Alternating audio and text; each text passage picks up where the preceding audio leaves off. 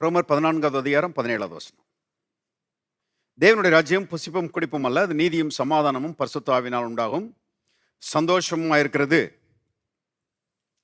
ஜெபிப்போம். பரலோகத்தின் தகப்பனே, நன்றியோடு நாங்கள் துதிக்கிறோம். ஆண்டவரே, இந்த மாலை வேளையிலே கர்த்தாவே, தேவ ஆவியானவர் சத்திய வசனங்களை கொண்டு எங்களோடு பேசுகிறீர். கர்த்தாவே, உம்முடைய சத்தியங்களை ஆழமாய் நாங்கள் அறிந்து கொள்ள, புரிந்து கொள்ள, உணர்ந்து கொள்ள கர்த்தாவே நீர் எங்களுக்கு கிருபை செய்கிறீர். சத்தியத்தை அறிவீர்கள், சத்தியம் உங்களை விடுதலையாக்கும் நிலை இருக்கிறபடி சத்தியம் கர்த்தாவே அது எங்களுடைய அறிவாக மாறும் பொழுது அது விடுதலையும் வெற்றியையும் எங்களுக்கு கொண்டு வருகிறது என்று நாங்கள் பார்க்கிறோமே. அப்படிப்பட்ட விடுதலையும் வெற்றியும் எங்களுடைய வாழ்க்கையின் பங்காக மாறும்படி இயேசுவின் நாமத்திலே நாங்கள் ஜெபிக்கிறோம். ஆண்டவரே, நீர் விதமாக செய்கிறீர், அதற்காக நன்றி. இயேசுவின் நாமத்தில் பிதாவே, ஆமென். தேவனுடைய ராஜ்யத்தின் மேன்மையை குறித்து தொடர்ந்து நாம் பார்த்து கொண்டு வருகிறோம். தேவனுடைய ராஜ்யம் சகல நன்மைகளையும் உள்ளடக்கிய ராஜ்யமாக இருக்கிறது. பாருங்க, தேவனுடைய ராஜ்யத்தின் தலைவர் ஆண்டவராக இயேசு கிறிஸ்து. இந்த உலகத்தில் தேவனுடைய ராஜ்யம் மட்டுமல்ல, பிசாசுனுடைய ராஜ்யமும் இருக்கிறது என்று வேதம் சொல்லுறது. பாருங்க, பிசாசுனுடைய ராஜ்யத்தின் தலைவன் பிசாசு. பாருங்க, பிசாசின் ராஜ்யத்துக்குள்ள எல்லா தீமைகளும் இருக்கிறது. பிசாசின் ராஜ்யத்துக்குள்ள ஒரு நன்மை கூட கிடையாது. தேவனுடைய ராஜ்யத்துக்குள்ள எல்லா நன்மைகளும் இருக்கிறது. தேவனுடைய ராஜ்யத்துக்குள்ள பாருங்க ஒரு தீமையும் கிடையாது. தீமை எங்கிருந்து வருதுன்னா பிசாசினிடம் தான் வருகிறது. தீமைக்கும் தேவனுக்கும் சம்பந்தமே கிடையாது. அப்ப தேவனுடைய ராஜ்யத்துக்குள்ள எல்லா நன்மைகளும் பாருங்க நமக்காக வைக்கப்பட்டிருக்கிறது. தேவனுடைய ராஜ்யத்துக்குள்ள இல்லாத நன்மைகளே இல்லை. இங்க ரோமர் 14:17 நம்ம பார்க்கிறோம். அதுல நீதி இருக்கிறது, சமாதானம் இருக்கிறது, பரிசுத்த ஆவியினால் உண்டாகிற சந்தோஷம் இருக்கிறது என்று இங்க நாம் வாசிக்கிறோம். இது மூணுமே ஆவிக்குரிய ஆசீர்வாதங்கள் இல்லையா? நீதி, சமாதானம், பரிசுத்த ஆவியினால் உண்டாகிற சந்தோஷம். சில ஆவிக்குரியவங்க என்ன சொல்லிட்டாங்க பாருங்க, பிரதர், தேவனுடைய ராஜ்யத்துக்குள்ள நீதி இருக்குது, சமாதானம் இருக்குது, பரிசுத்த ஆவியினால் உண்டாகிற சந்தோஷம் இருக்குது, ஆனா உலக பிரகாரமான ஆசீர்வாதங்கள் இருக்குதுன்னு போடலையே. அதனால நம்ம ஆவிக்குரிய நன்மைகளை மட்டும்தான் நம்ம நாடணும். ஆவிக்குரிய நன்மைகளை மட்டும்தான் நம்ம ஆண்டவர்கிட்ட கேட்கணும். ஆவிக்குரிய நன்மைகளுக்காக மட்டும்தான் ஆண்டவரை விசுவாசிக்கணும். உலக பிரகாரமான நன்மைகளை நம்ம விசுவாசிக்க கூடாது. அது உலகத்தாருக்கு. நம்ம ஆட்கள் பேசுறாங்க, அது உலகத்தாருக்கு அப்படின்னு சொல்லி பாருங்க. இந்த உலக பிரகாரமான நன்மைகள் என்னமோ ரொம்ப மோசமானது மாதிரியும், அது வேண்டாம் அப்படின்னு சொல்றது ரொம்ப மேன்மையான ஒரு ஆவிக்குரிய அனுபவம் மாதிரியும் மக்கள் யோசிக்கிறாங்க. நம்ம ஆவிக்குரிய மக்கள் சுத்த முட்டாள்தனம். கவனிங்க, ஆவியை படைச்சவர் தான் சரீரத்தை படைச்சிருக்கிறாரு இல்லையா? தேவனுக்கு அருமையானவர்களே, ஆவிக்குரிய நன்மைகளும் முக்கியம், அதே வேளையில சரீர பிரகாரமான நன்மைகளும் முக்கியம். ரோமர் 14:17 ஆவிக்குரிய நன்மைகளை பற்றி சொல்லப்பட்டிருக்கிறது. ஆனால் வேற இடங்கள்ல தேவனுடைய ராஜ்யத்தை பற்றி சொல்லும்போது உலக பிரகாரமான நன்மைகளும் இருக்கிறது என்று வேதம் திட்டமாய் போதிக்கிறது. இதை பற்றி தான் இயேசு சொன்னாரு. திருப்புங்க, மத்தேயு 6ஆம் அதிகாரம் 33வது வசனம். முதலாவது தேவனுடைய ராஜ்யத்தையும் ஒரு நீதியையும் தேடுங்கள், அப்பொழுது இவைகளெல்லாம் உங்களுக்கு கூட கொடுக்கப்படும். இங்க என்னத்தை பற்றி பேசுறாரு? தேவனுடைய ராஜ்யத்தை பற்றி தான் பேசுறாரு. தேவனுடைய ராஜ்யத்துக்குள்ள வெறும் ஆவிக்குரிய நன்மைகள் மட்டும்தான் பிரதர் இருக்குது அப்படின்னு சொல்றவங்க இதை கவனிக்கணும். முதலாவது தேவனுடைய ராஜ்யத்தை தேடுங்கள், அப்பொழுது இவைகளெல்லாம் உங்கள்கிட்ட இருந்து எடுத்துக்கொள்ளப்படும் போடல. இவங்க எப்ப மாத்தி வாசித்துறாங்க, கண்ணு சரியா தெரியல. பாருங்க, பைபிளை நல்லா படிக்கணும், ஆழமா படிக்கணும். நல்லா ரொம்ப ஆழமா படிக்கிறதுக்கு என்னை அர்ப்பணித்திருக்கிறேன். ஆண்டவர்கிட்ட நான் கேட்குறேன், ஆண்டவரே சத்தியத்தை ஆழமாய் புரிந்து கொள்ள எனக்கு உதவி செய்யும். பாருங்க, எவைகள் உங்களுக்கு கூட கொடுக்கப்படும்? சாப்பாட்டுக்கு அடுத்த நன்மைகள், பானங்களுக்கு அடுத்த நன்மைகள். நல்ல பானங்களை நம்ம குடிக்கிறது தேவனுடைய சித்தம் இல்லையா? நல்ல சாப்பாட்டை சாப்பிட்றது தேவனுடைய சித்தம். பாருங்க, நல்ல உடைகளை உடுத்துவது தேவனுடைய சித்தம். நல்ல வீட்டில் குடியிருப்பது தேவனுடைய சித்தம், நல்ல வாகனங்களில் போவது தேவனுடைய சித்தம். இருந்தால் ஒரு ஆமேன்னு சொல்லுங்க. பாருங்க, உலக பிரகாரமான எல்லா நன்மைகளும் பாருங்க ரட்சிக்கப்பட்ட தேவனுடைய பிள்ளைகளுக்கு கூட கொடுக்கப்படும் என்று இயேசு சொல்லுகிறாரு. நான் வந்து சூப்பர் பரிசுத்தவான், அதெல்லாம் நம்ப மாட்டேன் அப்படின்ற ஆட்கள் இருக்கிறாங்க. சரி, அது உங்க அளவில் வச்சுக்கோங்க. ஆனா என்னை பொறுத்தவரை I believe for the best. நான் வந்து ஆண்டவருடைய சிறந்ததை விசுவாசிக்கிறேன். என் விசுவாசத்துக்கு குறுக்க யாரும் வர முடியாது, விட மாட்டேன் நான். பாருங்க, ஆகவே உலகப்பிரகாரமான எல்லா நன்மைகளையும் கர்த்தர் வந்து நினைச்சிருக்கிறாரு, நமக்கென்று பிரத்யேகமா ரிசர்வ் பண்ணி வச்சிருக்கிறாரு. அதுலேயும் பெஸ்ட் ஆண்டவருடைய பிள்ளைகளுக்கு மறந்துடக்கூடாது. நான் திரும்ப திரும்ப உங்களுக்கு ஞாபகப்படுத்துவேன். பைபிளில் போட்டிருக்கு, உச்சிதமான கோதுமையினாலும் கண்மலை தேனினாலும் நான் உன்னை திருப்தி ஆக்குவேன். கோதுமையினால திருப்தி ஆக்குவேன், தேனினால திருப்தி ஆக்கின்னு சொல்லியிருக்கலாம். சொல்லும் போதே எப்படி சொல்றாரு பாருங்க, உச்சிதமான கோதுமையினாலும் கண்மலை தேனினாலும் நான் உன்னை உனக்கு இருக்கிறதுல பெஸ்ட்டே வச்சிருக்கிறேன்றாரு. எல்லாரும் சொல்லுவோம், உச்சிதமான கோதுமையினாலும் கண்மலை தேனினாலும் தேவன் என்னை திருப்தி ஆக்குவார். இன்னொரு முறை சொல்லுவோம், உச்சிதமான கோதுமையினாலும் கண்மலை தேனினாலும் தேவன் என்னை திருப்தி ஆக்குவார். இன்னொரு முறை சொல்லுவோம், உச்சிதமான கோதுமையினாலும் கண்மலை தேனினாலும் தேவன் என்னை திருப்தி ஆக்குவார். இது சொன்னா சிலர் வந்து அது என்ன உச்சிதமான கோதுமை, பைபிள்ல தாங்க போட்டிருக்குது. பைபிள்ல போட்டிருக்கு, நான் உங்களுக்கு சத்தியத்தை சொன்னதுனால் சத்ருவானேன்னு சொல்லி கேட்கிறாரு அப்போஸ்தலன் பவுல். சில ஆட்கள் பாருங்க, இந்த உலக பிரகாரமான ஒரு நல்ல வாழ்க்கைய பாருங்க, அவங்க அதை ஒரு விதத்தில் சொல்ல போனால் அது வேண்டான்றாங்க. நான் மறுபடியும் சொல்றேன், வேண்டான்னா நீங்க உங்க அளவில் இருக்கட்டும். அது யார் யார் வேணுன்றாங்களோ அவங்கெல்லாம் எடுத்துக்கலாம்னு சொல்லி பைபிள்ல போட்டிருக்குது. எத்தனை பேர் எடுக்கணும்னு விரும்புறீங்க? ஆகவே அருமையானவர்களே, பாருங்க, ஏசாயாவுக்கு போவோம். ஏசாயா 1ஆம் அதிகாரம் 19ஆம் வசனம் பாருங்க.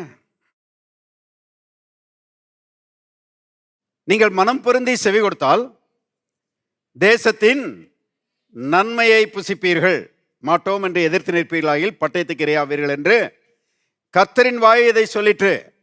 பாருங்க, சொல்லப்பட்டிருக்கிறது, நீங்கள் மனம் பொருந்தி செவி கொடுத்தால் தேசத்தின் நன்மையை புசிப்பீர்கள். ஆங்கில மொழிபெயர்ப்பு விதமாக சொல்கிறது, if you are willing and obedient you will eat the fat of the land. நீங்கள் தேசத்தின் சிறந்ததை புசிப்பீர்கள். தேசத்தில் சிறந்தது யாருக்குங்க? நமக்கு தான். பாவத்தில் வாழுகிறவர்கள் தேசத்தில் சிறந்ததை அனுபவிக்கிறது அவ்வளோ சரி கிடையாது. வேதத்தில் எழுதப்பட்டிருக்குது, வேலைக்காரங்க குதிரையில் ஏறி போகிறாங்க, பிரபுக்கள் நடந்து போயிட்டு இருக்கிறாங்கன்னு போட்டிருக்கு. அந்த மாதிரி இருக்குது கதை. ஆனால் உண்மையா ரட்சிக்கப்பட்ட தேவனுடைய பிள்ளைகள் ஆசீர்வதிக்கப்பட்டு பாருங்க இருக்கிறதுல பெஸ்ட் அவர்கள் அனுபவிக்கணும். அவருடைய வாழ்க்கையை பார்த்து பாருங்க, அந்த மனம் திரும்பாதவங்களும் அடே அப்பா இவ்வளோ நல்லா இருக்கிறாங்களே, இதுக்கு காரணமே இவங்க வணங்குகிற தேவன் தான் அப்படின்னு சொல்லி பாருங்க குறிப்பினால் அறிந்து. லாபான் பாருங்க யாக்கோபிட்ட சொல்லுகிறான், நீ வருவதற்கு முன்பதாக எனக்கு இவ்வளோ ஆசீர்வாதம் கிடையாது, நீ வந்த பிறகு நிறைய தேவனுடைய ஆசீர்வாதம் எனக்கு உண்டாயிருக்கிறது என்பதை குறிப்பினால் அறிந்தேன். பை எக்ஸ்பீரியன்ஸ், அனுபவ ரீதியாக பார்த்துட்டேன். எப்படி சொல்றான் பாருங்க. லாபான் தான் முதலாளி, யாக்கோபு வேலைக்கு தான் வந்திருக்கிறான். ஆனா முதலாளி வேலைக்கு வந்தவனை பார்த்து சொல்றான், நீ வந்ததுனால தான் எனக்கு ஆசீர்வாதம். கவனிங்க, அப்ப விளங்கணும், உலகத்தாருக்கு அருமையானவர்களே விளங்கணும், இந்த ஆளு ஆசீர்வதிக்கப்பட்ட ஒரு ஆளு, இந்த ஆள் கூட கடவுள் இருக்கிறாரு. போத்திபாரை பற்றி எழுதப்பட்டிருக்கிறது, அவன் வந்து யோசேப்புடனே தேவன் இருக்கிறார், அவன் செய்வதெல்லாம் தேவன் வாய்க்க பண்ணுகிறார் என்பதை அறிந்து பாருங்க எல்லாவற்றையும் அவங்க கையில் ஒப்பு கொடுத்தானா. அவன் பெரிய முதலாளி. போத்திபார் வந்து எகிப்து தேசத்தில் பார்வோனுடைய அரசாங்கத்தில் முக்கியமான ஒரு பதவியில் இருந்தவன், பெரிய பணக்காரன். அவன் வீட்டில் நிறைய வேலைக்காரங்க இருந்தாங்க. இவன் ஒரு அடிமையாக வந்து சேருகிறான். ஆனால் அவனுக்கு விளங்குது, இவன் கூட கர்த்தர் இருக்கிறாரு, இவன் செய்கிறது யாவற்றையும் வாய்க்க பண்ணுகிறாரு, இவன் மேலே, இவன் தலை மேலே ஒரு ஆசீர்வாதம் இருக்குது. பாருங்க, இப்படிப்பட்ட ரீதியில் அஞ்ஞானிகள் அவங்க ஒருவேளை முதலாளிகளாக கூட இருக்கலாம், பெரிய பணக்காரங்களாக இருக்கலாம். ரட்சிக்கப்பட்ட தேவனுடைய பிள்ளைகளுடைய வாழ்க்கையை பார்த்து பாருங்க, கர்த்தர் இன்னாருங்கிற ஒரு அறிவுக்குள்ள வரணும். அந்த அளவுக்கு ரட்சிக்கப்பட்ட தேவனுடைய பிள்ளைகளுடைய வாழ்க்கை ஆசீர்வதிக்கப்பட்டதா இருக்க வேண்டும் என்று கர்த்தர் என்ன செய்கிறார்? விரும்புகிறார். ஆமேன். சத்தமா தான் சொல்லுங்களேன். எல்லா ரீதிகளிலும், வெறும் பண விஷயத்தில் மட்டும் நான் சொல்லலை, எல்லா ரீதிகளிலும் தேவனுடைய மக்கள் பாருங்க கர்த்தராலே ஆசீர்வதிக்கப்பட்டவர்களாக இருக்க வேண்டும் என்று கர்த்தர் திட்டமாய் விரும்புகிறார். ஏன்னா தேவனுடைய ராஜ்யத்துக்குள்ள அவ்வளவு நன்மைகள் தேவனுடைய பிள்ளைகளுக்கு என்று வைக்கப்பட்டிருக்கிறது. இப்போ இதை விசுவாசிக்கிறவங்க பாருங்க, காலையிலையும் சாயங்காலமும் பாருங்க இதை குறித்த எண்ணத்தை உடையவர்களாக, இதை அறிக்கை செய்கிறவர்களாக இருக்க வேண்டும் என்று கர்த்தர் என்ன செய்கிறார்? விரும்புகிறார். எப்பெல்லாம் ஞாபகம் வருதோ அப்பெல்லாம் நீங்கள் சொல்லணும், நான் வாலாகாமல் தலையாவேன், நான் கீழாகாமல் மேலாவேன், கர்த்தர் சகல ஜாதியில் என்னை மேன்மையாக வைப்பார், கர்த்தரின் கைகளின் பிரயாசத்தை ஆசீர்வதிப்பார், என் கைகளின் பிரயாசத்தை ஆசீர்வதிக்கும்படி நல்ல பொக்கிஷசாலியாகிய வானத்தை திறப்பார், நான் அநேகம் ஜாதிகளுக்கு கடன் கொடுப்பேன், நானோ கடன் வாங்காதிருப்பேன் சொல்லி பாருங்க, எவ்வளோ அதிகமாக நம்ம விசுவாசிக்கிறோமோ சொல்லுகிறோமோ அது அப்படியே நம்முடைய வாழ்க்கையில் என்ன செய்யும்? பலிக்கும். பாருங்க, சில ஆட்கள் பாருங்க ரட்சிக்கப்பட்டிருக்கிறாங்க, ஆலயத்துக்கு வர்றாங்க, ஆனால் திங்கிங் முழுவதுமே நெகட்டிவாகவே இருக்குது. ஒரு சிலர் நான் அப்படி பார்க்குறேன், திங்கிங் முழுவதுமே நெகட்டிவாக இருக்குது. ஐயோ, வருமானம் பத்தலை பாஸ்டர், செலவு அதிகமாக இருக்குது பாஸ்டர், அங்கேருந்து வர வேண்டிய பணம் வரல, இங்கேருந்து வர வேண்டிய பணம் வரல, என்ன செய்ய போகிறனோ ஏது செய்ய போகிறனோ பாருங்க, இப்படியே நாள் கணக்காக வாரக்கணக்காக மாதக்கணக்காக அப்படி சிந்திக்க சிந்திக்க மைண்டு பாருங்க பிற்போக்கான ஒரு மனதாக மாறி விடுகிறது. அப்புறம் விசுவாசத்துக்கு அங்கே இடம் இல்லாமல் போய் விடுகிறது. மனதில் ஒரு டிப்ரெஷன் ஏற்பட ஆரம்பிக்கிறது, கவலை பாரங்கள் அழுத்தி கொள்கிறது. பாருங்க, அங்கே கர்த்தருடைய வார்த்தையை விசுவாசிப்பதற்கோ பாருங்க அதை பற்றி கொள்வதற்கோ அதை அறிக்கை செய்வதற்கோ மனசு வர மாட்டேங்குது. பாருங்க, சூழ்நிலைகள் வித்தியாசமாக இருக்கலாம், சூழ்நிலைகள் பாதகமாக இருக்கலாம், ஆனால் நீங்கள் உங்கள் விசுவாசத்தை அறிக்கை செய்கிறவர்களாக இருக்க வேண்டும். அப்படிப்பட்ட ஆட்களுக்கு நான் என்ன சொல்கிறேன்னா, பிரதர் அது பத்தலை இது பத்தலை இப்படியே பேசுறதுக்கு பதிலாக, என் தேவன் தம்முடைய மகிமையின் ஐஸ்வரத்திலிருந்து என்னுடைய குறைவுகள் எல்லாம் கிறிஸ்து இயேசுக்குள் இம்மையிலே நிறைவாக்குவார்ன்னு சொல்லி ஏன் நீங்கள் சொல்லக்கூடாது? எனக்கு அதை செய்ய முடியல இதை செய்ய முடியலன்னு சொல்கிறீங்களே, என்னை பலப்படுத்துகிற கிறிஸ்துவனால நீங்கள் எல்லாவற்றையும் செய்ய எனக்கு பலன் உண்டுன்னு ஏன் சொல்லக்கூடாது? எல்லாரும் சொல்லுவாங்க, என்னை பலப்படுத்துகிற கிறிஸ்துவனாலே எல்லாவற்றையும் செய்ய எனக்கு பலன் உண்டு. என்னை பலப்படுத்துகிற கிறிஸ்துவினாலே எல்லாவற்றையும் செய்ய எனக்கு பலன் உண்டு. என்னை பலப்படுத்துகிற கிறிஸ்துவினாலே எல்லாவற்றையும் செய்ய எனக்கு பலன் உண்டு. கர்த்தர் சொல்றார், பலன் உண்டு. காண்டாமிருகத்துக்கு ஒத்த பலன் உனக்கு உண்டு. All things are possible with you. உன்னால எல்லாம் முடியும். அப்படி யோசிக்கும் போது பாருங்க, கவலை பாரங்களுக்கு அங்கே இடம் இல்லை, விசுவாசத்துக்கு அங்கே இடம் இருக்குது. அருமையானவர்களே, காரியங்களை கர்த்தர் வாய்க்க செய்கிறார், அது அவருடைய வேலை. நான் காமிக்கிறேன் கர்த்தர் எப்படியெல்லாம் அவருடைய ஜனங்களுக்காக ஃபைட் பண்ணுகிறார் என்பதை காண்பிக்கிறேன். பாருங்க, நமக்காக கர்த்தர் யுத்தம் பண்ணுகிறாரு, சத்துருக்களை விரட்டி அடிக்கிறாரு. பாருங்க, எதிர்ப்புகள் மறைந்து போகிறது, விடுதலையை கர்த்தர் உண்டாக்கி தருகிறாரு, சுயாதீனத்தை கர்த்தர் உண்டாக்கி தருகிறாரு, வெற்றியை கர்த்தர் கொடுக்கிறாரு. பாருங்க, வாழ்க்கை மேன்மையடைய ஆரம்பிக்கிறது. இதுதான் கிறிஸ்தவ ஜீவியம்.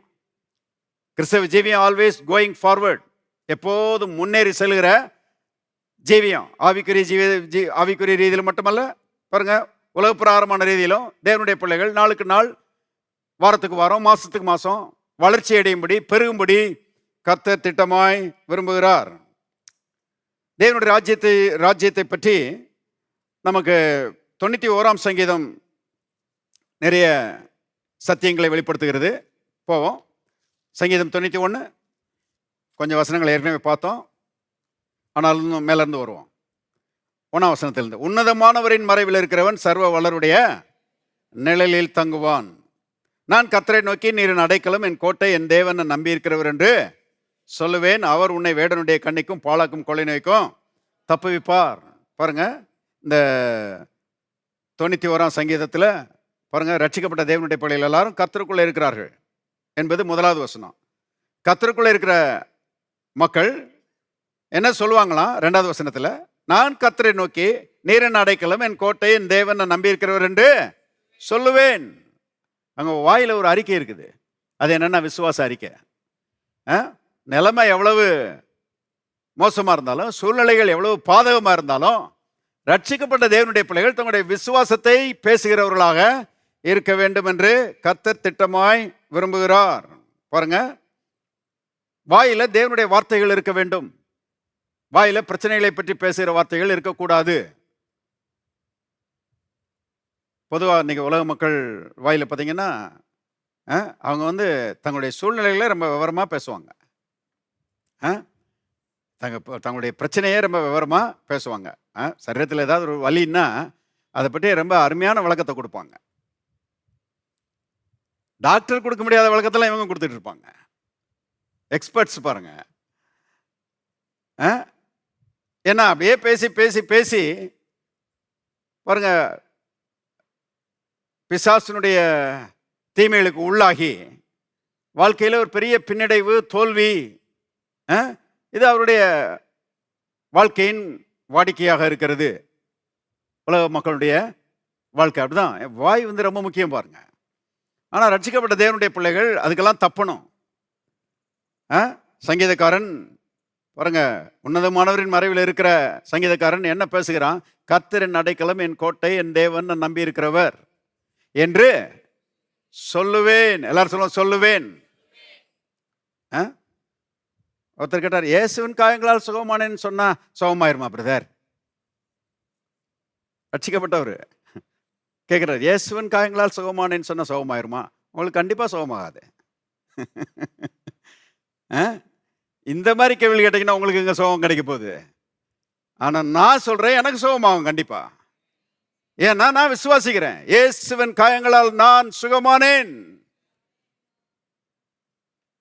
அவர் தாமே என்னுடைய பலவீனங்களை ஏற்றுக்கொண்டு என்னுடைய நோய்களை சுமந்து தீர்த்தார்.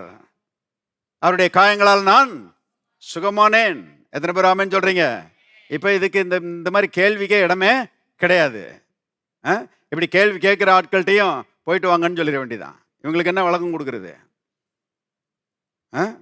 ஒரு பைபிள் காலேஜ் பிரின்சிபல் ஒருத்தர் இருந்தார் பாருங்க. நாங்கள் குடியிருந்த பகுதியில் நடராஜ் நகர் பகுதின்னு சொல்லி ஃபென்னருக்கு ஏத்தாப்புல பாருங்க, அங்கே பல வருஷங்களுக்கு முன்பாக நம்ம சர்ச்சை ஐயா சர்ச்சுக்காக நிறைய உழைச்சிட்டு போயிருக்கிறார் பாருங்க. நல்ல மனுஷன். பாஸ்டரோட சேர்ந்து இந்த இடங்களெல்லாம் வாங்குவதற்கு முக்கியமான ஒரு காரணமாக இருந்தார். ரிட்டையர்ட் தாசில்தார் அவர், முத்துசாமி ஐயா. அவர் மறக்க முடியாது. பெரிய பாஸ்டர் அந்த காலத்தில் சொல்லுவாங்க, எனக்கு ஒரே ஒரு நண்பர் தான் இருக்கு, என்னை கூட விட்டுருவார் அவர். எனக்கு ஒரே ஒரு நண்பர் தான் இருக்கிறாரு, அவர் முத்துசாமி ஐயா அப்படிம்பாங்க பாருங்க. அந்த முத்துசாமி ஐயா அவர் வீட்டில் தான் அந்த பைபிள் காலேஜ் பிரின்சிபல் இருந்தார். அவருக்கு கொஞ்சம் சோகமெல்லாம் போச்சு. ஒரு வாரமாக படுத்த படுக்கையே ஆயிட்டார். நாங்கள்லாம் போக முடியாது, ஏன்னா பேசியே விரட்டி விடுறாரு எங்களெல்லாம். ஏன்னா நீங்களாம் தப்பான உபதேசம், விசுவாசம்னு சொல்கிறவங்க அப்படின்னு சொல்லி நாங்களாம் போகவே முடியாது, பக்கத்துலேயே போக முடியாது. ஆனால் ஐயா வீட்டில் அவர் இருந்ததுனால பாருங்க, ஐயா சும்மா பார்க்க போகிறேன்னு சொல்லி போயிட்டு சொன்னாராம், ஐயா மனம் திரும்பாதவங்களாம் நல்லா சுகமாக இருக்கும்போது ஆண்டவருடைய ஊழியத்தை செய்கிற நீங்கள் எதுக்கு வியாதியாக கிடக்கணும்? சொல்லுங்க ஐயா, இயேசுவின் காயங்களால் சுகமானேன்னு சொல்லுங்க. எலும்பி உங்கள் பாட்டில் உங்கள் வேலைகளை செய்வதற்கு கர்த்தர் உங்களை பலப்படுத்துவார்னு சொல்லி ஐயா சொன்னதுக்கு இப்படியே பார்த்தாராம் பாருங்க. பார்த்துட்டு சொன்னாராம், என்னை என்ன பொய் சொல்கிறீங்களா அப்படின்னாராம். நானே வியாதியாக கிடக்கிறேன், இயேசுவின் காயங்களால் சுகமானேன் அப்படின்னு சொல்லி சுகமானேன்னு சொல்லி பொய் சொல்கிறீங்களா அப்படின்னு சொல்லி அவ்வளோ படுக்கை விட்டு எழும்ப முடியாத நிலைமையில் அவ்வளோ வீரப்பா பேசுகிறாரு. சில மக்கள் திருந்தாத ஜென்மங்களாக இருப்பாங்க போல, லேசில் திருத்த முடியாது போல சில ஆட்டில். திருந்திக்கிட்டா நல்லது. ஹலோ பாருங்க, அதெல்லாம் நான் போய் சொல்ல மாட்டேன், நான் வியாதியாக இருக்கிறேன் அப்படின்னாராம். ஐயா கொஞ்ச நேரம் உட்கார்ந்துருந்துட்டு, இவர்கிட்ட சொல்லி என்ன பிரயோஜனம் அப்படின்னு சொல்லிட்டு மேலே அவர் வீட்டுக்கு போயிட்டாராம். சாயங்காலம் பைபிள் ஸ்டடி பாருங்க, எங்கள் கூட காரில் வந்தார். அப்போ சொன்னார் இந்த கதையை. என்ன பொய் சொல்ல சொன்னீங்களா அப்படின்னு சொல்றாரு பாஸ்டர். அப்ப நம்மெல்லாம் பொய் சொல்றோம்னு சொல்லிட்டு இருக்கிறாரு. யோவேல் தீர்க்கதரிசியின் புஸ்தகம் 3ஆம் அதிகாரம் 10ஆம் வசனம் சொல்கிறது, பலவீனன் எவனும் தன்னை பலவான் என்று. அப்ப கர்த்தர் பொய் சொல்ல சொல்றாரா? ஹலோ, பலவீனன் எவனும் தன்னை பலவான் என்று வாய் மூடிட்டு சும்மா இருப்பானாக, நினைப்பானாக, அப்படிலாம் போடல, சொல்வானாக. எல்லாரும் சொல்வானாக. அதனாலதான் நான் நிறைய சொல்ல வைக்கிறேன். ஏன்னா சொல்ல சொல்ல நீங்க சொல்றது அப்படியே நடக்கும் உங்களுக்கு. உங்க வாழ்க்கையில நன்மைகள் நடக்க வேண்டும் என்கிற ஒரு பெரிய விருப்பம் எனக்குள்ள இருக்கிறதுனால சொல்ல வைக்கிறேன். சொன்னீங்கன்னா இயேசு சொல்றாரு, அவன் சொன்னபடி ஆகும். எத்தனை பேர் சொல்றீங்க நான் பலவான்? எல்லாரும் கரங்களை வைத்து 3 முறை சொல்லுவோம். கிறிஸ்துவுக்குள் நான் பலவான், கிறிஸ்துவுக்குள் நான் பலவான், கிறிஸ்துவுக்குள் நான் பலவான். பாருங்க, பிசாசு கேட்டானாலே பலவீனத்தெல்லாம் மூட்டை முடிச்சு கட்டிக்கிட்டு ஒரே ஓட்டமா ஓடிடுவான். அப்ப பாருங்க, சொல்லுவது, அறிக்கை செய்வது ரொம்ப முக்கியம். ஒரு மனுஷன் ரட்சிக்கப்பட்டதே அறிக்கையில தான் ரட்சிக்கப்பட்டிருக்கிறான். என்னவெனில் கர்த்தராகிய இயேசுவை ஆண்டவர் என்று நீ உன் வாயினாலே அறிக்கையிட்டு தேவன் அவரை மரித்தோரிலிருந்து எழுப்பினார் என்று உன் இருதயத்திலே விசுவாசித்தால் ரட்சிக்கப்படுவாய். நீதி உண்டாக இருதயத்திலே விசுவாசிக்கப்படும், ரட்சிப்பு உண்டாக வாயினாலே அறிக்கை பண்ணப்படும். பாருங்க, வாயில பேசினதுனாலதான் ரட்சிப்பே நடந்திருக்குது. அப்ப ரட்சிக்கப்பட்ட மனுஷர்கள் பாருங்க, சகோதரர்கள் சகோதரிகள் எல்லாம் எப்படி ரட்சிக்கப்பட்டோமோ அந்த மோடு, அந்த மெத்தட்ல தான் வாழ்க்கையவே நடத்தணும். விசுவாசித்து அறிக்கை செய்து அதன் அடிப்படையில் தான் வாழ வேண்டும். கவனிங்க, இயேசுவே நீர் ஆண்டவர்னு சொன்னோம் இல்லையா? இன்னைக்கு காலையில் கூட நான் பல முறை சொன்னேன், இயேசுவே நீர் ஆண்டவர், இயேசுவே நீர் ஆண்டவர் சொல்லும்போது பாருங்க, பிசாசுனுடைய அரசாட்சிக்கு அங்கே இடமே கிடையாது, தீமையினுடைய அரசாட்சிக்கு அங்கே இடமே கிடையாது. இருக்கிறீங்களா? அப்ப பாருங்க, 91ஆம் சங்கீதத்தில் அந்த அறிக்கை ரொம்ப முக்கியமாக சொல்லப்படுகிறது. அப்படி சொல்லுவேன், அவர் உன்னை வேடனுடைய கண்ணிக்கும் பாலாக்கும் கொலை நோய்க்கும். சொல்லாம இருந்தா நடக்காது. அதான் பாயிண்ட். பாருங்க, இன்னைக்கு எல்லாம் கர்த்தர் பார்த்துக்கிறார் பிரதர், நடக்கிறதெல்லாம் கர்த்தருடைய சித்தம் பிரதர், சாதாரணமாக சொல்லிட்டு போறாங்க. ரொம்ப அறிவாளிகள், பைபிளை ரொம்ப காமெண்ட்ரிஸ் எல்லாம் வாசித்து இதை தான் படிச்சிருக்கிறாங்க. நடக்கிறதெல்லாம் ஆண்டவருடைய சித்தம். இல்லை நடக்கிறதெல்லாம் ஆண்டவர் சித்தம். அதான் பெரிய பாஸ்டர் அருமையாக கேட்பாரு, சினிமா கூட்டத்துக்கெல்லாம் கர்த்தரா லைசன்ஸ் கொடுத்தாரு, நடக்கிறதெல்லாம் ஆண்டவருடைய சித்தம்னு சொல்றீங்களே. சாரை கடைக்கெல்லாம் கர்த்தரா லைசன்ஸ் கொடுத்தாரு, நடக்கிறதெல்லாம் கர்த்தருடைய சித்தம் இல்லைங்க.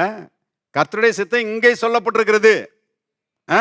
இங்க சொல்லப்பட்ட கர்த்தருடைய சித்தத்தை நாம விசுவாசிச்சு அறிக்கையிட்டு அதன்படி செய்யும் போது கர்த்தருடைய சித்தம் நம்ம வாழ்க்கையில் நடக்கும். இருக்கிறீங்களா? பாருங்க, வியாதி எல்லாம் ஆண்டவருடைய சித்தம் கிடையாது, நம்ம ஆரோக்கியமா இருப்பது ஆண்டவருடைய சித்தம். அப்ப அதை விசுவாசித்து அதை சொந்தமாக்கி சுதந்திரிக்க வேண்டிய பொறுப்பை கர்த்தர் நமக்கு நினைச்சிருக்கிறாரு, கொடுத்திருக்கிறாரு. அப்ப ரவா பகலா பாருங்க, நமக்கு என்ன வேணும் அப்படின்றத நம்ம விசுவாசித்து அறிக்கை செய்ய வேண்டியது நம்முடைய பொறுப்பு என்பதை தெரிந்து கொள்ளுங்கள். அப்படி சொல்லும் போது கர்த்தர் வேலை செய்யறாராம். நான் கர்த்தரை நோக்கி என் அடைக்கலம், என் கோட்டை, என் தேவன், நான் நம்பி இருக்கிறவர் என்று சொல்லுவேன், அவர் உன்னை வேடனுடைய கண்ணுக்கும் பாலாக்கும் கொலை நோய்க்கும் தப்புவிப்பார். அவர் தமது சிறகுகளாலே உன்னை மூடுவார், அவருடைய செட்டையின் கீழே அடைக்கலம் புகுவாய், அவருடைய சத்தியம் உனக்கு பரிசையும் கேடகமாகும். இரவில் உண்டாகும் பயங்கரத்துக்கும் பகலில் பறக்கும் அம்புக்கும் இருளில் நடமாடும் கொள்ளை நோய்க்கும் மத்தியானத்தில் பாழாக்கும் சங்காரத்துக்கும் பயப்படாதிருப்பாய். எல்லாரும் சொல்லும் பயப்படாதிருப்பேன். உலகத்தில் நிறைய பெஸ்டிலன்சஸ் பாருங்க, வியாதிகள், பலவீனங்கள் ஏராளம் இருக்குது. ஆனா கர்த்தருடைய வாக்குத்தத்தம் என்னன்னா, வாதை உன் கூடாரத்தை அணுகாது. என்ன அருமையான வாக்குத்தத்தம். நான் கேட்கிறேன், ஏன் அதை நம்ம பிடிச்சிக்க கூடாது? இல்லைங்க, வியாதி எல்லாருக்கும் வரத்தாங்க செய்யும். சாதாரணமா நான் சொல்றேன், ரட்சிக்கப்பட்ட தேவனுடைய பிள்ளைகளுக்கு வர வேண்டிய அவசியம் கிடையாது. ரட்சிக்கப்பட்ட பிள்ளைகள், தேவனுடைய பிள்ளைகளுக்கும் வியாதி வர்றதா இருந்த அப்புறம் ஏசியாங்க வியாதிய சிலுவையில சுமந்தித்தாரு. இவ்வளவு பாடுபட்டு பாவத்தை மட்டுமல்ல வியாதியும் சுமந்து தீர்த்திருக்கிறாரு. இதை புரிந்து கொண்டவர்கள் இயேசு வியாதியை சுமந்து தீர்த்திருப்பாரானால் நான் வியாதியா இருக்க போறதில்லை. கர்த்தர் சகல வியாதிகளை என்னை விட்டு என்ன செய்வார்? விலக்குவார். எகிப்தியரின் கொடிய ரோகங்களில் ஒன்றையும் என்மேல் வரப்பண்ண மாட்டார். அவரே என்னை குணமாக்குகிற வைத்தியர். அப்பத்தையும் தண்ணீரையும் ஆசீர்வதிப்பார். வியாதியை என்னை விட்டு விலக்குவார். ஞாயிற்று நாட்களை அடே அப்பா, என்ன அருமையான வாக்குத்தத்தங்கள். ஏன் இதை நம்ம பற்றி கொள்ளக்கூடாது? பாருங்க, இதை பிடிச்சிக்கிட்டா வியாதிக்கு அங்கே இடமே கிடையாது. எல்லாரும் சொல்லுவாங்க, கர்த்தர் சகல வியாதிகளையும் என்னை விட்டு விலக்குவார். எகிப்தியரின் கொடிய ரோகங்களில் ஒன்றையும் எனக்கு வரப்பண்ண மாட்டார். அவரே என்னை குணமாக்குகிற வைத்தியர். அல்லேலூயா. அவரே நம்மை குணமாக்குகிற வைத்தியர். சிலருடைய பெருமை என்னன்னா, இந்த சோ எங்க ஃபேமிலி டாக்டர்.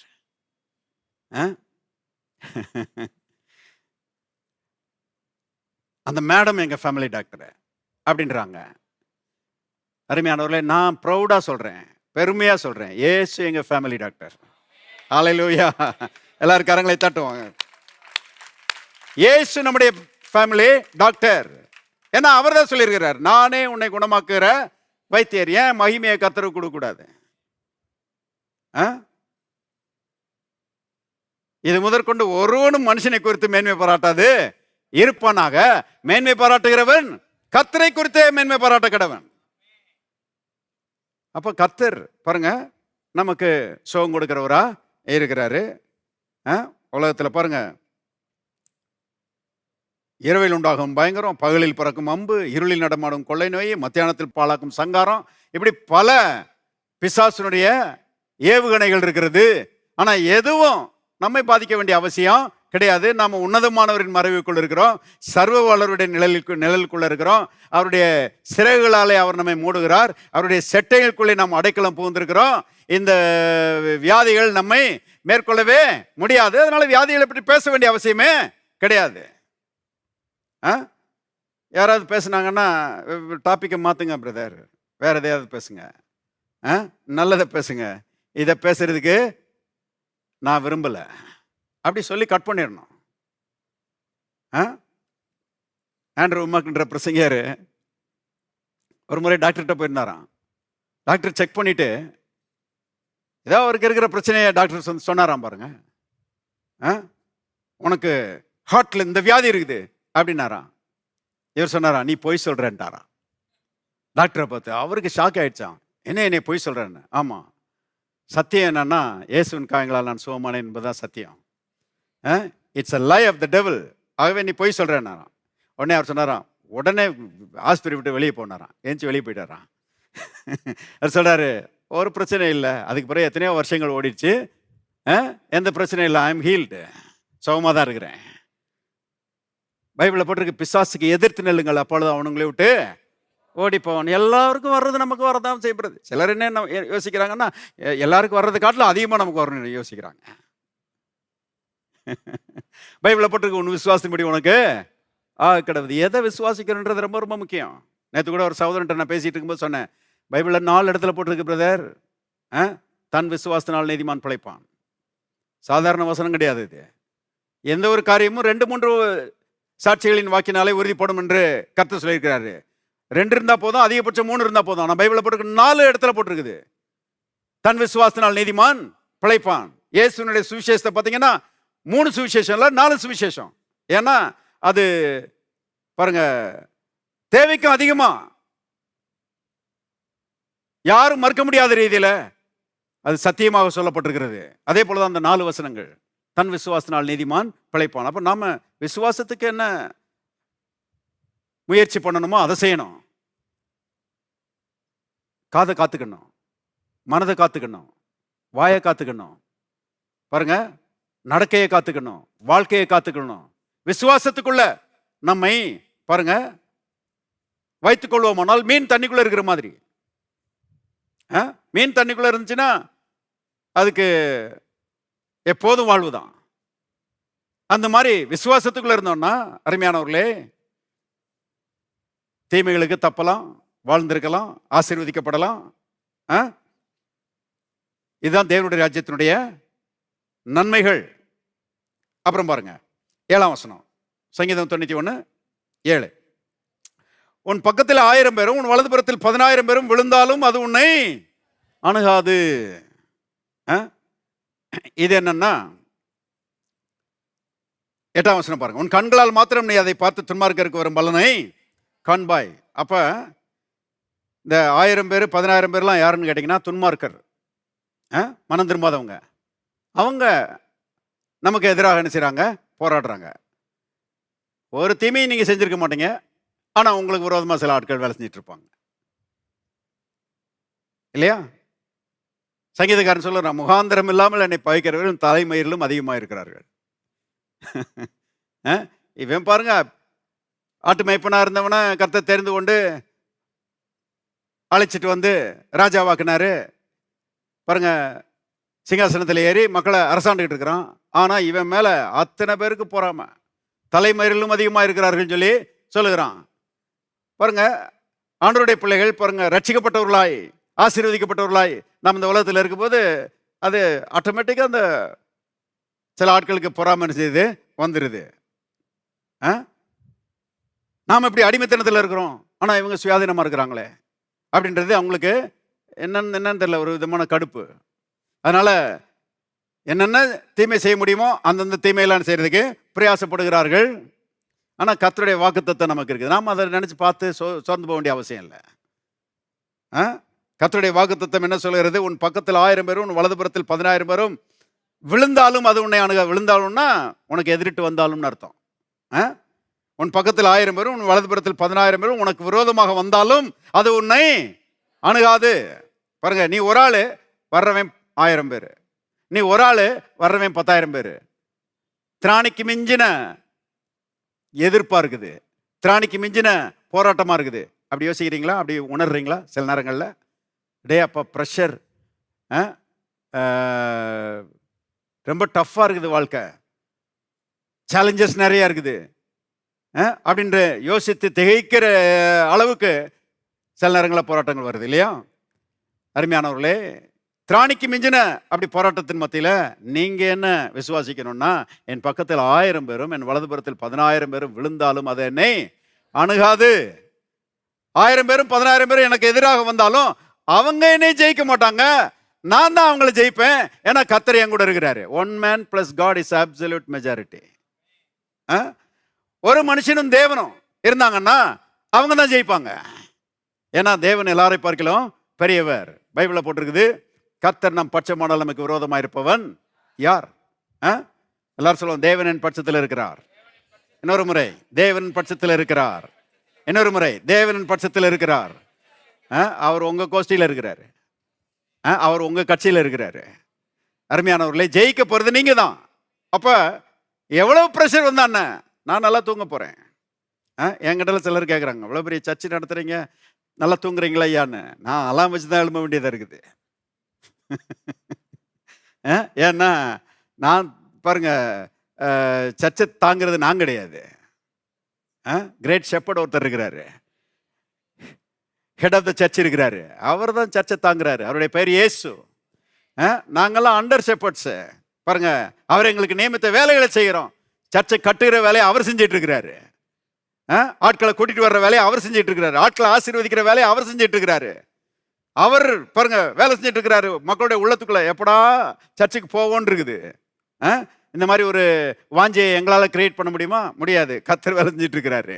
அப்போ அவர் வேலை செஞ்சுட்டு இருக்கிறாரு, மகிமையை அவருக்கு செலுத்திட்டு பேசாம நாங்கள் தூங்க வேண்டிய நேரத்தில் தூங்குகிறோம். கவனிங்க, தேவனுடைய பிள்ளைகள் அவ்விதமாக கர்த்தரை விசுவாசிக்க வேண்டும். எவ்வளவு போராட்டத்தின் மத்தியில் நல்ல ரெஸ்ட் எடுக்கலாம், பாதர் பண்ண வேண்டிய அவசியம் இல்லை. ஏன்னா நமக்காக யுத்தம் பண்ணுகிற கர்த்தர் நம்ம கூட இருக்கிறாரு. உபாகமம் 28:7. உபாகமம் 28:7. உனக்கு விரோதமாய் எழும்பும் சத்துருக்களை கர்த்தர் உனக்கு முன்பாக முறியடிக்கப்படும்படி ஒப்புக் கொடுப்பார். ஒரு வழியாய் உனக்கு எதிராக புறப்பட்டு வருவார்கள். எல்லாரும் சேர்ந்து வாசிங்க. 7 வழியாய் உனக்கு முன்பாக. இது என்ன அற்புதமா இருக்குது. ஏன் 7 வழியா ஓடி போனாங்க? நீங்க பயங்காட்டினீங்களா? இல்லை, உங்களுடைய ஸ்டேச்சர், உங்களுடைய மசில் இதெல்லாம் பார்த்துட்டு ஓடினாங்களா? ஒன்றும் இல்லை. நீங்கள் சாதாரண ஆட்களாக இருக்கிறீங்க, ஆனால் உங்கள் பட்சத்தில் தேவாதி தேவன் இருக்கிறாரு. இந்த சத்துருக்களுக்கு நல்லா தெரியுது இவங்க கூட கர்த்தர் இருக்கிறாருன்னு சொல்லி. பாருங்க, பார்த்த மாத்திரத்தில் ஒரு வழியாக வந்தவன் 7 வழியா ஓடி போகிறான். டைரக்ட் பிரின்ஸ் ஒரு பிரசங்கர் சொல்கிறாரு, அநேக நேரங்களில் பிரச்சனைகள் வந்து என்னை வந்து தாக்கும்போது நான் பிசாசுட்டு சொல்வேன், பிசாசே ஒரு வழியாக வந்திருக்கிற 7 வழியாக ஓட போகிற, ஜெயிக்க போகிறது நான் தான், நீ என்னை வீழ்த்தவே முடியாது. உலகத்தில் இருக்கிறவன் எனக்குள்ள இருக்கிறவர் பெரியவர். பாருங்க, அவிதமாக அருமையான விசுவாசிக்கும் போது ஜெயம் நம்முடையதாக மாறுகிறது. எதிரிகள் மேலே ஜெயத்தை கர்த்தர் நமக்கு வைத்திருக்கிறார் என்பதை தெரிந்து கொள்ளுங்கள். பாருங்க, ஆபிரகாம் போறான், 318 பேரை கூட்டிட்டு போறான். பாருங்க, 4 பெரிய ராஜாக்களுடைய சேனையை முறியடிக்கிறான். அது ஆச்சரியமா இருக்குது, புத்தி கேட்டாத விஷயமா இருக்குது.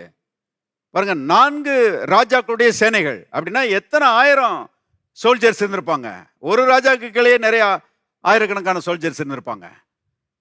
4 ராஜாக்கள் கூட்டிக்கிட்டாங்களாம். அந்த படைக்கு எதிராக வெறும் 318 பேரை கூட்டிட்டு போறான்.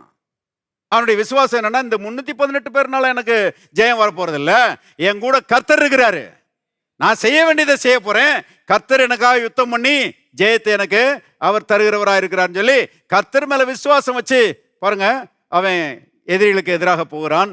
வேதத்தில் எழுதப்பட்டிருக்கிறது, நம்முடைய விசுவாசமே உலகத்தை ஜெயிக்கிற ஜெயம். எத்தனை பேர் விசுவாசிக்கிறீங்க? எல்லாரும் சொல்லுவாங்க, என்னுடைய விசுவாசமே உலகத்தை ஜெயிக்கிற ஜெயம். இன்னொரு முறை சொல்லுவாங்க, என்னுடைய விசுவாசமே உலகத்தை ஜெயிக்கிற ஜெயம். என்னுடைய விசுவாசமே உலகத்தை ஜெயிக்கிற ஜெயம். விசுவாசத்தினால நான் ஜெயிக்க போறேன். அப்படிதான் அவன் போறான். பாருங்க, ராத்திரியில அந்த சேனைகள் வருகிற வழியில அங்கங்க பதிவிருந்து ஆல் ஆஃப் அ சடன் அவங்க மேல விழுந்த மாத்திரத்தில், ஐயோ நம்மளை எதிர்க்கிறதுக்கு இப்படிப்பட்ட சதி திட்டங்கள்லாம் ஏற்கனவே பண்ணியிருந்தாங்க போல, நம்ம வந்து அதை கவனிக்காம வந்துட்டோமேன்னு சொல்லி அவன் அலறி அடிச்சு ஓடுறான். அருமையானவர்களே, கர்த்தர் எப்படி கலங்கடிச்சாருன்னு தெரியல, அவ்வளோ பெரிய சேனையை. பாருங்க, அத்தனை பேரும் மடங்கடிக்கப்பட்டார்கள். அத்தனை பேரையும் கர்த்தர் பாருங்க தேவ தூதர்களை அனுப்பி வீழ்த்தியிருப்பார்னு நினைக்கிறேன். ஏன்னா ஒரு தேவதூதனே 1,85,000 பேரை வெட்டினானா. அந்த அளவுக்கு பாருங்க வல்லமையான தூதர்கள் இன்றைக்கும் நம்ம சார்பில் இருக்கிறாங்க. சிலர் சொல்லுவாங்க, நான் தனியா இருக்கிறேன். நீங்க தனியா இல்லை, கர்த்தர் உங்க கூட இருக்கிறது மட்டும் இல்லை, தேவ தூதர்களும் உங்க கூட இருக்கிறாங்க. பாஸ்டர் வீட்டில் நான் தனியா இருக்கிறேன் பாஸ்டர், இல்லை தேவ தூதர்கள் இருக்கிறாங்க. வல்லமையான தேவ தூதர்கள் நினைச்சாங்க இருக்கிறாங்க.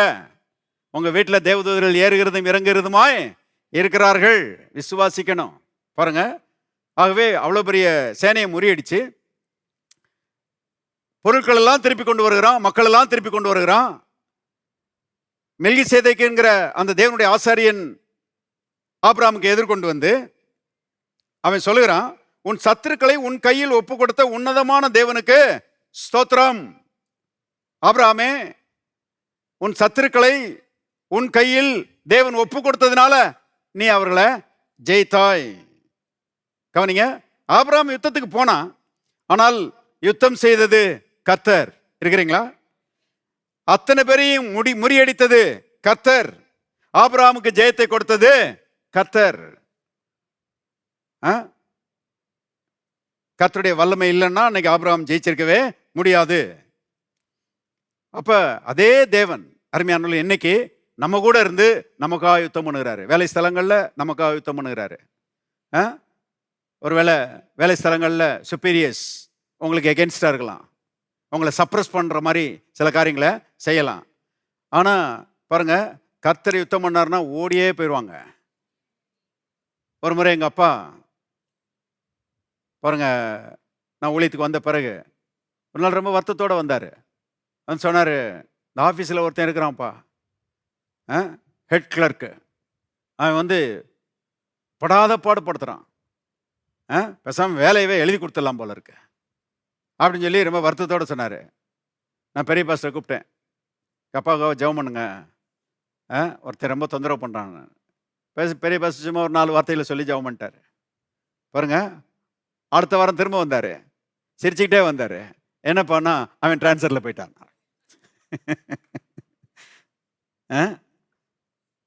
கர்த்தர் நமக்காக யுத்தம் பண்ணுகிறார். யுத்தம் கர்த்தருடையது, ஜெயம் நம்முடையது. விசுவாசிக்கணும் பாருங்க.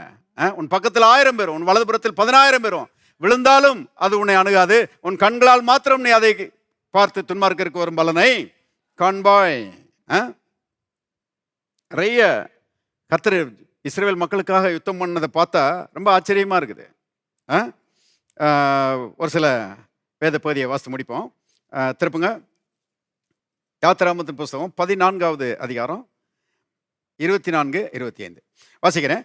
கிழக்கு வெளுத்து வரும் ஜாமத்தில் கர்த்தர் அக்கினியும் மேகமுமான ஸ்தம்பத்திலிருந்து எகிப்தியரின் சேனையை பார்த்து அவர்கள் சேனையை என்ன செய்து கலங்கடித்து, கலங்கடித்து, அதாவது அவர் பயமுறுத்துறாரு.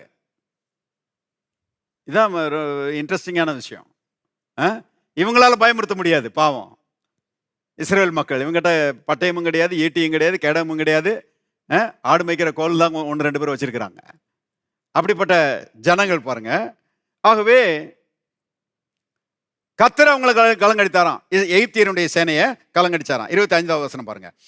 அவர்களுடைய ரதங்களிலிருந்து உருளைகள் கழலவும் அவர்கள் தங்கள் ரதங்களை வருத்தத்தோட நடத்தவும் பண்ணினார்.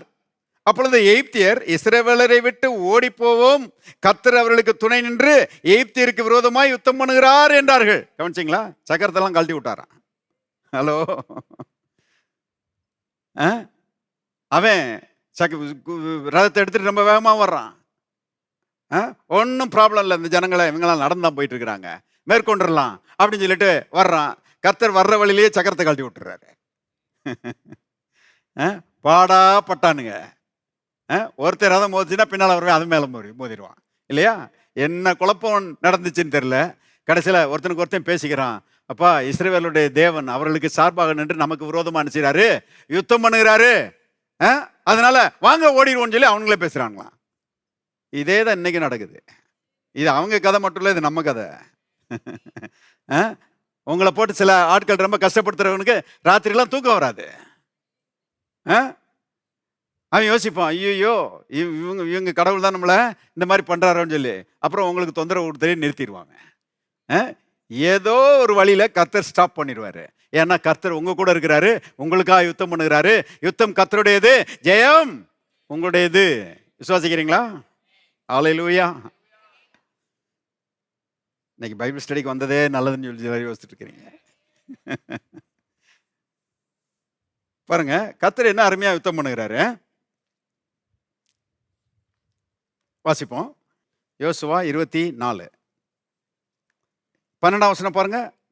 ஏமோரியின் 2 ராஜாக்களையும் உங்கள் பட்டயத்தாலும் உங்கள் வில்லாலும் நீங்கள் துரத்தவில்லை. நான் உங்களுக்கு முன்பாக குளவைகளை அனுப்பினேன், அவைகள் அவர்களை உங்களுக்கு முன்பாக துரத்தி விட்டது. இந்த ஏமோரியின் 2 ராஜாக்கள் அவங்கள பற்றி பாருங்க. இந்த சங்கீதக்காரன் கூட அடிக்கடி ரெஃபர் பண்றான். ஏன்னா அவங்க கூட நடந்த யுத்தம் வந்து ரொம்ப முக்கியமான யுத்தம் போல.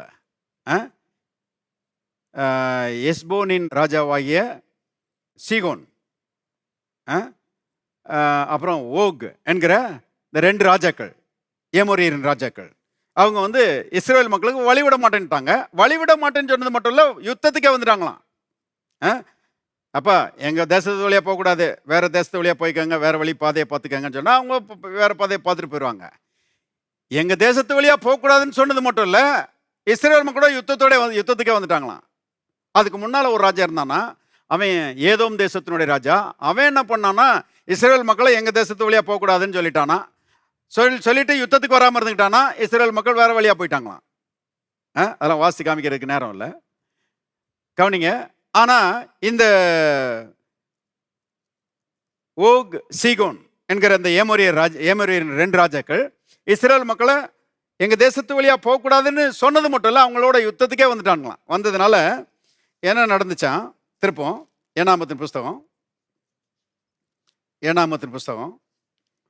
21ஆம் அதிகாரம் 21ஆம் வசனம் பாருங்க. அப்பொழுது இஸ்ரவேலர் ஏமோரியின் ராஜாவாகிய சீகோனிடத்தில் ஸ்தானாதிபதிகளை அனுப்பி உமது தேசத்தின் வழியாய் கடந்து போகும்படி உத்தரவு கொடுக்க வேண்டும். நாங்கள் வயல்களிலும் திராட்சை தோட்டங்களிலும் போகாமல் துறவுகளிலும் தண்ணீரை குடியாமலும் உமது எல்லையை விட்டு கடந்து போக மட்டும் ராஜபாதையில் நடந்து போவோம் என்று சொன்னார்கள்.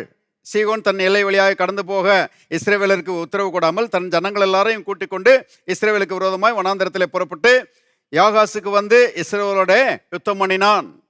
பாருங்க, போகக்கூடாதுன்னு சொன்னது மட்டும் இல்ல, இஸ்ரவேல் மக்களோட யுத்தம் பண்ணினான். 24வது வசனம். இஸ்ரவேலர் அவனை பட்டய கருக்கினால் வெட்டி அர்னோன் தொடங்கி அம்மோன் புத்திரன் தேசத்தை சார்ந்த யாப்போக்கு வரைக்கும் உள்ள அவனுடைய தேசத்தை கட்டி கொண்டார்கள். அம்மோன் புத்திரன் எல்லை அரணிப்பாய் இருந்தது. பாருங்க, அவனை வந்து பட்டயத்தினால வெட்டின்னு போட்டிருக்குது இல்லையா? பட்டயத்தினால வெட்டி அவனுடைய தேசத்தை கட்டி கொண்டார்கள், சுதந்திரித்து கொண்டார்கள். நல்லா கவனிங்க, இங்க போட்டிருக்குது பட்டயத்தினால வெட்டினாங்கன்னு போட்டிருக்குது. இந்த ஓகுன்ற ராஜாவை பற்றியும் பாருங்களேன். 35வது வசனம் பாருங்க. 33 வாசிக்கிறேன் முதல்ல. பின்பு பாசானுக்கு போகிற வழியாய் திரும்பி விட்டார்கள். அப்பொழுது பாசான் ராஜாவாகிய ஓக் என்பவன் தன் சமஸ்த ஜனங்களோடும் அவர்களை எதிர்த்து யுத்தம் பண்ணும்படி எத்திரேக்கு புறப்பட்டு வந்தான்.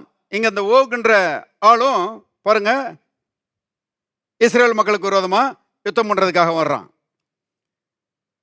34வது வசனம் பாருங்க. கர்த்தர் மோசேயை நோக்கி, அவனுக்கு பயப்பட வேண்டாம், அவனையும் அவன் ஜனங்கள் எல்லாரையும் அவன் தேசத்தையும் உன் கையில் ஒப்பு கொடுத்தேன். எஸ்போனிலே வாசமாயிருந்த ஏமோரின் ராஜாவாகிய சீகோனுக்கு நீ செய்தபடியே இவனுக்கும் செய்வாய் என்றார். அப்படியே ஒருவரும் உயிருடன் மீதியாயிராதபடிக்கு அவனையும் அவன் குமாரரையும் அவனுடைய சகல ஜனங்களையும் எல்லாரும் சேர்ந்து வாசிங்க வெட்டி போட்டு அவன் தேசத்தை கட்டி கொண்டார்கள். அப்ப 2 ராஜாக்களையும் பட்டயத்தினால வெட்டி அவங்களுடைய தேசத்தை சுதந்திரித்து கொண்டார்கள் சொல்லி இங்க போட்டிருக்குது. நல்லா கவனிங்க, பட்டயத்தினால வெட்டினாங்கன்னு போட்டிருக்குது. ஆனா யோசுவாவின் புஸ்தகத்தில் தேவன் சொல்லும்போது என்ன சொல்றாரு பாருங்க. மறுபடியும் வாசிப்போம் அந்த வசனத்தை. யோசுவா 24:12. ஏமோரியரின் 2 ராஜாக்களையும் உங்கள் பட்டயத்தாலும் உங்கள் வில்லாலும் நீங்கள் துரத்தவில்லை. கவனிச்சிங்களா? பட்டயத்தினால வெட்டி நாங்க ஜெயிச்சிட்டோம் சாதிச்சிட்டோம்னு யோசிக்காதீங்க. ஆக்சுவலா யுத்தத்தை நீங்க பண்ணல. நான் உங்களுக்கு முன்பாக குளவிகளை அனுப்பினேன், அவைகள் அவர்களை உங்களுக்கு முன்பாக.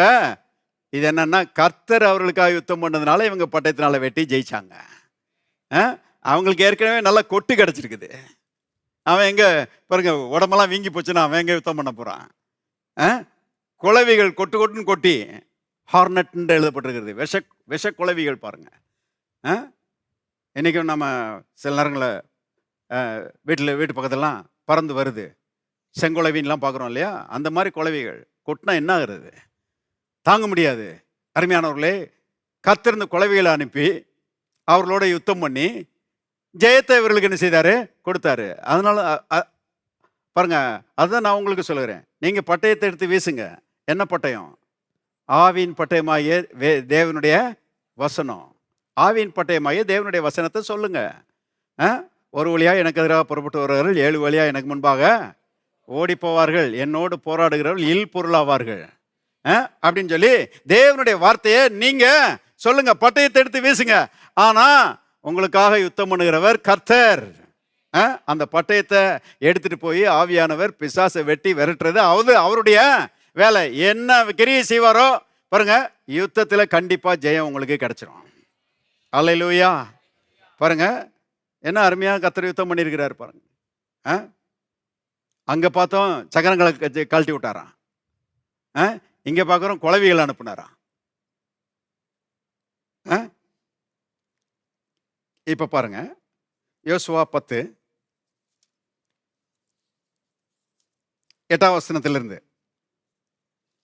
யோசுவா 10:8 கர்த்தர் யோசுவாவை நோக்கி, அவர்களுக்கு பயப்படாயாக, உன் கைகளில் அவர்களை ஒப்புக் கொடுத்தேன், அவர்களில் ஒருவரும் உனக்கு முன்பாக நிற்பதில்லை என்றார். நல்லா கவனிங்க, எத்தனை ராஜாக்கள் வந்தாங்க தெரியுமா? 5 ராஜாக்கள், 5 ஏமோரியரின் ராஜாக்கள். பாருங்க எவ்வளவு பெரிய சேனையா இருந்திருக்கும். கர்த்தர் யோசுவா பார்த்து சொல்றாரு, அவர்களுக்கு பயப்படாயாக. சொன்னேன் இல்லையா? திராணிக்கு மிஞ்சின போராட்டம், திராணிக்கு மிஞ்சின எதிர்ப்பு வந்த மாத்திரத்தில் கர்த்தர் சொல்றாரு, அவர்களுக்கு இவ்வளவு பெரிய கூட்டத்தை பார்த்து பயப்படாத. எதிர்ப்பு இவ்வளவு பெருசா இருக்குதுன்னு சொல்லி என்ன செய்யாத? பயப்படாத. சவால் இவ்வளவு பெருசா இருக்குதுன்னு சொல்லி பயப்படாத. நான் உன் கூட இருக்கிறேன். அந்த எதிரிகள்லாம் உன் கையில் நினைச்சிருக்கிறேன், ஒப்பு கொடுத்திருக்கிறேன், உன் கைகளில் அவர்களை ஒப்பு கொடுத்தேன், அவர்களில் ஒருவரும் உனக்கு முன்பாக நிற்பதில்லை. இது பாருங்க, யோசுவாவுக்கு திரும்ப திரும்ப தேவன் சொல்றாரு, உன் ஜீவனுள்ள நாளெல்லாம் ஒருவனும் உனக்கு முன்பாக எதிர்த்து நிற்பதில்லை. எதிர்ப்பு பயங்கரமா இருக்கு பாஸ்டர், எதிரிகள் ரொம்ப இருக்கிறாங்க பாஸ்டர், இப்படி பேசுறதை விட்டுட்டு என் ஜீவனுள்ள நாளெல்லாம் ஒருவனும் எனக்கு முன்பாக எதிர்த்து நிற்பது இல்லை. எல்லாரும் சொல்லுவோம், என் ஜீவனுள்ள நாளெல்லாம் ஒருவனும் எனக்கு முன்பாக எதிர்த்து நிற்பதில்லை. இன்னொரு முறை சொல்ல, என் ஜீவனுள்ள நாளெல்லாம் ஒருவனும் எனக்கு முன்பாக எதிர்த்து நிற்பதில்லை. இன்னொரு முறை சொல்லுவோம், என் ஜீவனுள்ள நாளெல்லாம் ஒருவனும் எனக்கு முன்பாக எதிர்த்து நிற்பதில்லை. விசுவாசிக்கிறீங்களா? ஒருத்தனும் நிற்க மாட்டான். எவ்வளவு பெரிய ஆளா இருந்தாலும் சரி ஓடி போயிடுவான். ஏன்னா கர்த்தர் அவனை துரத்துவாரு. பாருங்க, ஒருவரும் உனக்கு முன்பாக எதிர்த்து நிற்பது இல்லை அப்படின்ட்டாரு. இப்ப பாருங்க 9 யோசுவா கில்காலில் இருந்து ரா முழுவதும் நடந்து திடீரென்று அவர்கள் மேல் வந்து விட்டான். கர்த்தரோ அவர்களை இஸ்ரவேலுக்கு முன்பாக கலங்க பண்ணினார். இதான் வேலை நடக்குது. கலங்க பண்ணினார். ஆகையால் அவர்களை கிபியோனிலே மகா சங்காரமாய் மடங்கடித்து பெத்தோரோனுக்கு போகிற வழியிலே துரத்தி அசக்கா மட்டும் மக்கேதா மட்டும் முறியடித்தார்கள். 11ஆம் வசனத்தை பாருங்க. அவர்கள் பெத்தோரிலிருந்து இறங்குகிற வழியிலே இஸ்ரவேலுக்கு முன்பாக ஓடி போகையில், யாரு? இந்த 5 ராஜாக்களுடைய சேனைகள் இஸ்ரவேலுக்கு முன்பாக ஓடி போகையில், ஏன்னா கர்த்தர் தான் கலங்கடிச்சார் இல்லையா? ஓடி போகையில் அசக்கா மட்டும் ஓடுகிற அவர்கள் மேல், எல்லாரும் சேர்ந்து வாசிங்க, கர்த்தர் வானத்திலிருந்து பெரிய கற்களை, அல்லேலூயா. இதுதான் இயற்கைக்கு அப்பாற்பட்ட, இயற்கைக்கு மேலான கர்த்தருடைய உதவிகள். பாருங்க, இந்த உதவிகளை நாம என்கிட்ட சவதரிக்க முடியுமா? ஆனா நம்ம கர்த்தரை விசுவாசிக்க தான் முடியும். வானத்திலிருந்து பெரிய கற்களை விழப்பண்ணினார் என்று எழுதப்பட்டிருக்கிறது. அப்புறம் பாருங்க, அவர்கள் செத்தார்கள். இஸ்ரவேல் புத்திரர் பட்டயத்தால் கொண்டவர்களை பார்க்கலாம், கல்மழையினால் செத்தவர்கள். இதான் பாயிண்ட். கர்த்தர் உங்களுக்காக யுத்தம் பண்ணுவார். யுத்தம் கர்த்தருடையது, ஜெயம் உங்களுடையது. விசுவாசிக்கிறீங்களா? உன் பக்கத்தில் 1000 பேர், உன் வலதுபுறத்தில் 16 பேர் விழுந்தாலும் அது உன்னை அணுகாது. எப்படி வேலை செய்வார் எனக்கு தெரியாது, ஆனா கண்டிப்பா வேலை நடக்கும். அற்புதமா எதிர்ப்புகள் மறையும். அற்புதமா எதிரிகள் என்ன செய்வாங்க? ஓடி போயிடுவாங்க. நான் யோசித்து பார்க்கிறேன், என் ஊழியத்திலாம் எத்தனையோ பேர் எதிர்ப்பு தெரிவிச்சாங்க. அவங்க நிற்கிறாங்களோ இல்லையா, நாங்கள் நின்றுட்டு இருக்கிறோம். அருமையானவர்கள், மேலான ஸ்தானத்தில் கர்த்தர் கொண்டு வந்து இந்த ஊழியத்தை எஸ்டாப்ளிஷ் பண்ணியிருக்கிறாரு. கர்த்தர் இந்த ஊழியத்தில் அவர் வேலை செய்கிறாரு. இயேசு கிறிஸ்து இந்த ஊழியத்தினுடைய தலைவரா இருக்கிறாரு. எந்த எதிர்ப்பும் இதை மேற்கொள்ள முடியாது. இயேசு சொன்னாரு, இந்த கல்லின் மேல் என் சபையை கட்டுவேன், பாதாளத்தின் வாசல்கள் அதை மேற்கொள்வது இல்லை. இந்த கல்லின் மேல் மோதுகிறவன் நொறுங்கி போவான், இது எவன் மேல் விழுமோ அவனை நசுக்கி போடும். பாருங்க, அப்பேற்பட்ட உதவிகள் பாருங்க நமக்கு கர்த்தர் வைத்திருக்கிறாரு. யுத்தம் கர்த்தருடையது, எப்படி யுத்தம் பண்ணுவார்னு தெரியாது.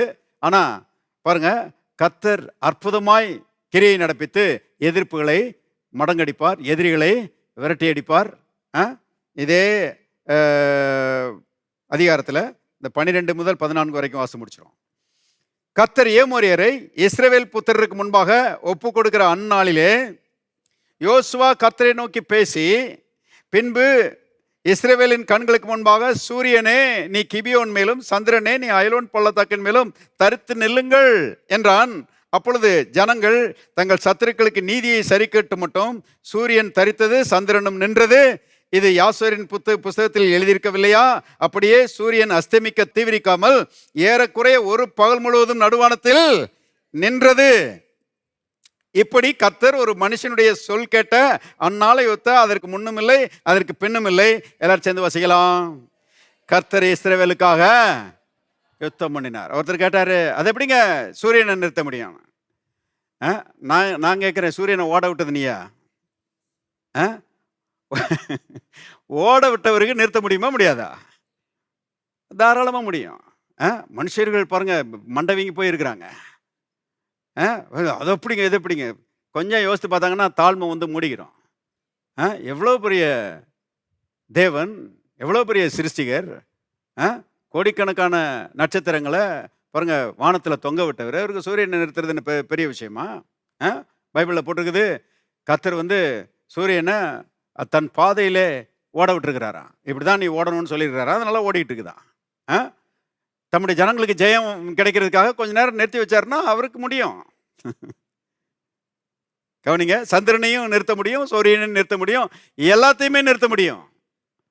அவராலே கூடாத காரியம் ஒன்றுமில்லை. ஆனா பாயிண்ட் என்னன்னா, எதை வேணாலும் நிறுத்துவாரு.